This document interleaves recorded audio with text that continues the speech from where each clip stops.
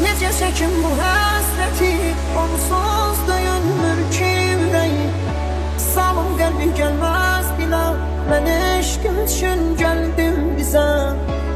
Ölür hər gün ümidlərim, tükənib bədbəxt olmuşam.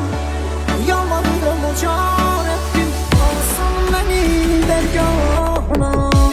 Necə çəkim bu həsrəti, onsuz döyünmür ki ürəyim. Salım qəlbi gəlməz bilə, mən eşqim üçün gəldim bizə.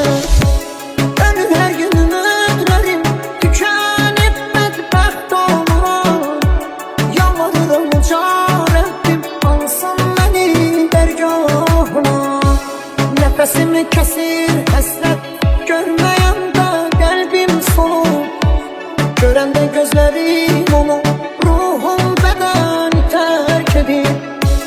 Qovuşmaq çox imkansızdır, aramızda dağlar dayanır. Rəbbim yetirsə də ölüm, son dəfə gözlərim görür.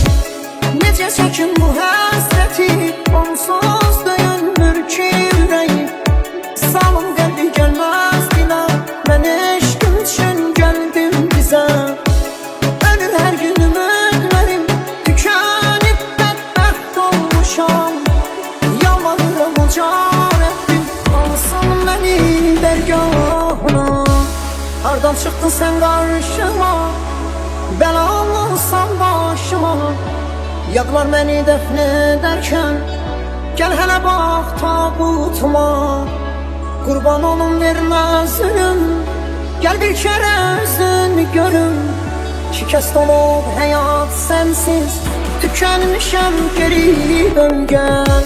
Hardan çıxdın sən qarşıma, bəlalıysan başıma. Tükənmişəm geri dön gəl, ümidlərim paramparça. Sənə xəyanətim varsa, Rəbbim nəbzimi durdursun.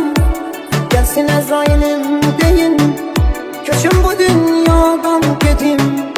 Sənə xəyanətim varsa, Rəbbim nəbzimi durdursun. Gəlsin Əzrailim deyin, köçüm gedim bu dünyadan. Necə çəkim bu həsrəti, onsuz döyünmür ki ürəyim.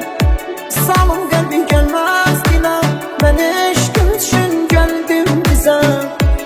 Ölür hər gün ümidlərim, tükənib bədbəxt olmuşam.